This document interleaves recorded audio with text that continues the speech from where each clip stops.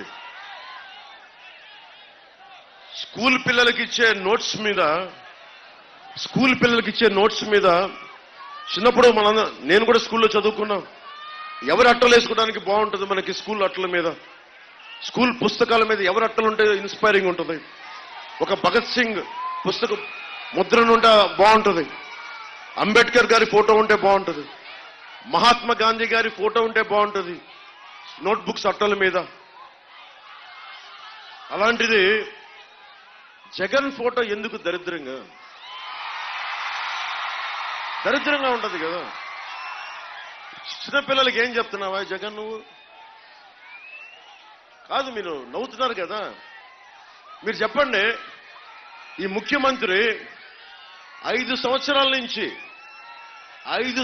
నుంచి బెయిల్ మీద ఉన్న వ్యక్తి ఇతను.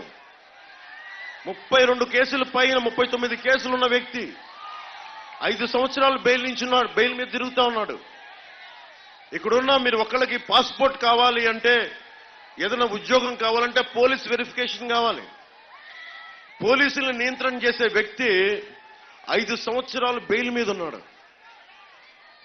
ప్రభుత్వ అధికారులు లంచాలు తీసుకుంటున్నారా లేదా అని చెక్ చేసే ఏసీబీ మీద ఆధిపత్యం చూపించే వ్యక్తి ముఖ్యమంత్రి. ఆ ముఖ్యమంత్రి మీద ఎన్ని కేసులు ఉన్నాయి? 30 కేసుల పైన 5 సంవత్సరాల నుంచి బెయిల్.